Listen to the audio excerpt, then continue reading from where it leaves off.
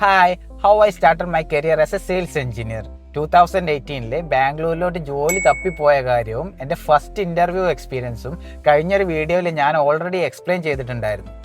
അങ്ങനെ first interview എന്തായാലും ഫ്ലോപ്പായി. ഞാൻ വീണ്ടും ഒരുപാട് ജോബ്സ് അപ്ലൈ ചെയ്യാൻ തുടങ്ങി. അങ്ങനെ ഒരു ദിവസം എയ്സ് ഫാസനിങ് സൊല്യൂഷൻസ് എന്ന് പറയുന്ന ഒരു കമ്പനിയിൽ നിന്ന് ഒരു ഇൻ്റർവ്യൂ കോൾ വന്നു. അവരുടെ പൊസിഷൻ സെയിൽസ് എഞ്ചിനീയർ പൊസിഷൻ തന്നെയായിരുന്നു. അങ്ങനെ ഞാൻ ഇൻ്റർവ്യൂവിന് പോയി. ആ ഒരു കമ്പനിയുടെ ഡയറക്ടർ ഉണ്ടായിരുന്നു, നരേൻ സാറ്. ആൾ തന്നെ ആയിരുന്നു ഇൻ്റർവ്യൂ എടുക്കുന്നത്.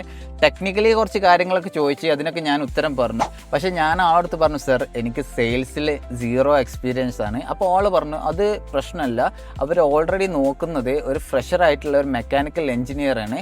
നല്ലോണം ഹാർഡ് വർക്ക് ചെയ്യാൻ തയ്യാറാണെന്നുണ്ടെങ്കിൽ അവിടെ ജോയിൻ ചെയ്യാമെന്ന് പറഞ്ഞു. എന്നിട്ട് ആൾ പറഞ്ഞു അതൊരു ഇന്ത്യൻ പൊസിഷനാണ്, അതിന് അവർ കൊടുക്കുന്ന സാലറി 8000 രൂപയാണെന്ന് പറഞ്ഞു. അത് കേട്ടപ്പോൾ ഞാനൊന്ന് നെട്ടി. ബാംഗ്ലൂരിൽ എൻ്റെ സ്റ്റേയും ട്രാൻസ്പോർട്ടേഷനും ഫുഡും എൻ്റെ എക്സ്പെൻസും എല്ലാ കാര്യങ്ങളും നോക്കണ്ടേ.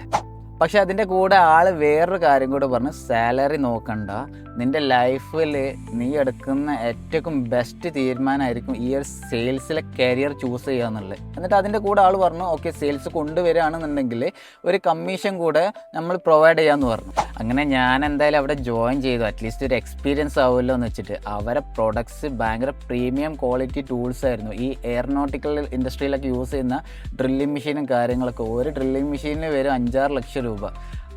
ജോബ് എങ്ങനെയാണെന്ന് വെച്ച് കഴിഞ്ഞാൽ രാവിലെ ബാഗും തൂക്കി ഇറങ്ങും, ഓരോരോ കമ്പനിയിൽ കയറി ഇറങ്ങും, ഈ ഒരു പ്രൊഡക്ട്സ് ഇൻട്രൊഡ്യൂസ് ചെയ്യും.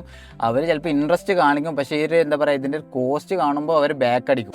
അങ്ങനെ 8 മാസം കഴിഞ്ഞു, എനിക്ക് 0 സെയിൽസ് ആയിരുന്നു. അപ്പോൾ എനിക്കിങ്ങനെ തോന്നി ഈ ഫീൽഡ് എനിക്ക് നടക്കില്ല, ഇത് വിട്ടു പോയല്ലാന്ന്. പക്ഷേ അവർ നരേൻ സാർ എന്നെ ഇങ്ങനെ മോട്ടിവേറ്റ് ചെയ്യും, നീ ഇത് കുറച്ച് ടൈം എടുക്കും സെയിൽസ് കിട്ടാൻ, നീ ഇതുപോലെ തന്നെ കണ്ടിന്യൂ ചെയ്താൽ മതി എന്ന് പറഞ്ഞു. അങ്ങനെ പക്ഷേ 9ാമത്തെ മാസമായപ്പോൾ എനിക്ക് നല്ലൊരു പ്രൊജക്റ്റിൻ്റെ സെയിൽ അടിച്ചു. ഭാരത് ഇലക്ട്രോണിക്സ് എന്ന് പറയും, ഇന്ത്യയുടെ one of the public sector company ആയിരുന്നു.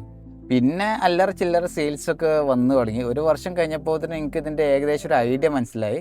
2 വർഷത്തോളം ഞാൻ അവിടെ വർക്ക് ചെയ്തു. പിന്നെയാണ് ഞാൻ ദുബായിലോട്ട് കയറി വന്നത്.